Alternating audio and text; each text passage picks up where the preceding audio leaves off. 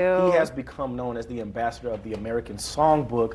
Now, 4 restaurant nightclubs across the United States feature the name of Michael Feinstein. The newest of these is the Hotel Carmichael in Carmel, Indiana. Super, super cool. Feinstein's at the Hotel Carmichael is really booking top acts. Legendary singer-songwriter Melissa Manchester. She performed at the venue on New Year's Eve. We chatted about that. So we have our own Lifestyle Live's Georgia Mallet. He visited with the star a few hours before her performance.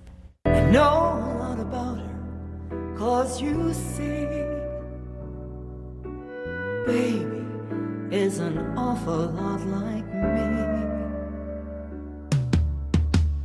Don't cry out loud. She is nothing short of an iconic performer. Melissa Manchester's 1978 rendition of Don't Cry Out Loud spoke at first to a single generation of young people hiding feelings and putting on a brave face, but her recording and live performances have continued to resonate with subsequent generations.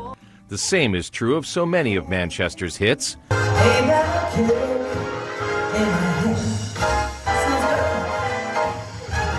So it should come as no surprise that Manchester's New Year's Eve appearance at Feinstein's in Carmel, Indiana was sold out. The hours before her performance found Manchester doing an extensive sound check and warm-up to size up the acoustics of the cozy venue that seats a mere 138 people.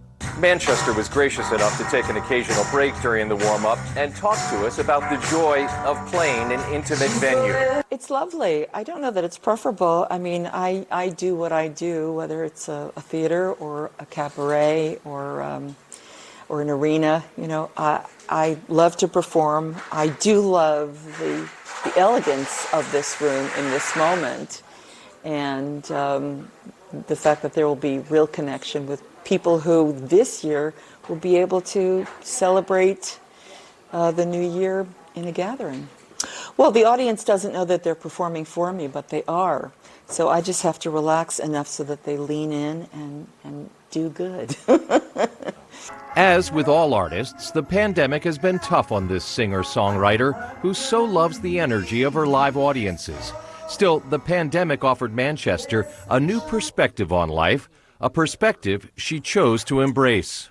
Well, what with the pandemic, I had to, like many people, experience premature retirement because we came from doing a jazz festival in Jakarta, and then the next week the planet shut down. So, you know, I had to feel my grief and then my anxiety, and then get very still and really appreciate the unexpected gift of not only looking at my society, but seeing it, seeing the broken bits and the beautiful parts and the unfinished stuff. And I mean, to this day, it's astounding, and I did not expect that gift.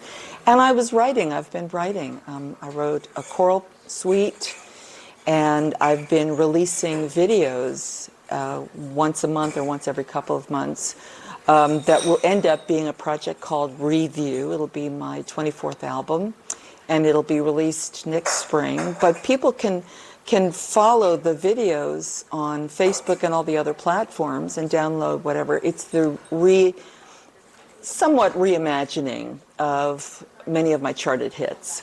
And although none of us has any idea what's next in this protracted pandemic, the downtime and ability to reflect have infused this artist with a sense of optimism. Well, to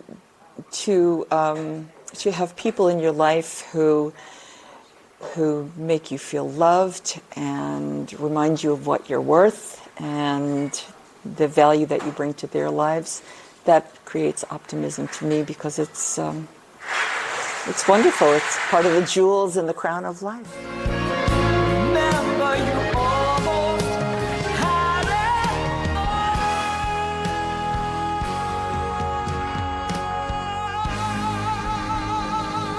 Wow, such a comforting voice. That's what it's all about. That is awesome. All right, Randy, we're going to send it on over to you.